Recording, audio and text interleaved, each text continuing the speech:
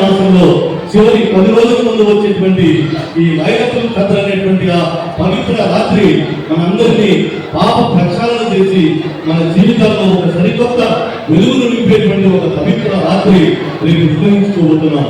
అటువంటి ఎన్నో పవిత్రమైనటువంటి పుణ్య ఫలాలను అందించేటువంటి ఈ రంజాన్ మాసంలో ఈ రోజా అనేటువంటి ఈ కార్యానికి ప్రత్యేకమైనటువంటి స్థానం ఉంది, విలువ ఉంది అనేటువంటి విషయాన్ని మీ అందరికీ కూడా తెలియజేస్తూ ఈనాటి కార్యక్రమానికి హాజరైన మన ముఖ్య అతిథులకు మీ అందరికీ కూడా మరొకసారి హృదయపూర్వక ధన్యవాదాలు తెలియజేసుకుంటూ ఈ కార్యక్రమాన్ని ఉద్దేశించి మాట్లాడవలసిందిగా ముందుగా కాట్పా డిస్ట్రిక్ట్ ప్రెసిడెంట్ రఘురామ్ రెడ్డి గారిని కోరుతూ ఉన్నాను. రాకెట్లలాగా కూడా ప్రతి దాంట్లో మేమే ఉన్నాం, ప్రతి కష్టంలో కూడా మేమే ఉన్నాం. కానీ మాకు గవర్నమెంట్లో విలువ లేకుండా పోయింది, గవర్నమెంట్లో మాకు గుర్తింపు లేకుండా పోయింది. అటువంటి గుర్తింపును మన మేడం గారు ఇచ్చారు. నిన్న కూడా రెండోసారి మాట్లాడిన తర్వాత అది సెంట్రల్ లేబర్ బోర్డుకి వెళ్ళింది, సెంట్రల్ లేబర్ బోర్డులో పెండింగ్ ఉంది, దానికి కూడా అక్కడ అమెండ్మెంట్ చేయాలా అని చెప్పారు. కానీ అన్ఆర్గనైజ్డ్ సెక్టార్ కింద మాకు చట్టాన్ని కల్పిస్తున్నారు. ఆ మాట చెప్పడం మాత్రం చాలా సంతోషంగా ఉంది. మన ప్రతి ఒక్క ఆర్గనైజ్ టెక్నీషియన్ కూడా గర్వపడాల్సిన రోజు.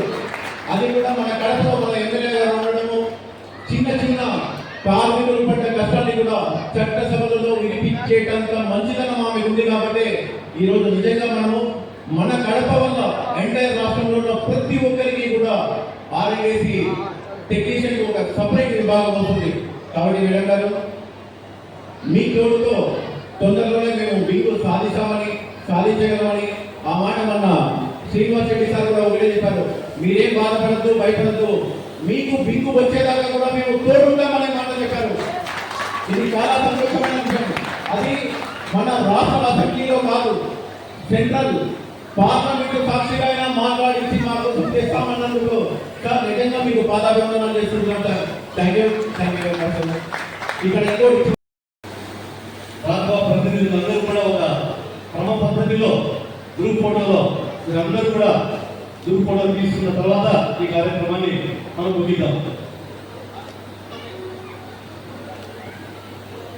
ఫోటో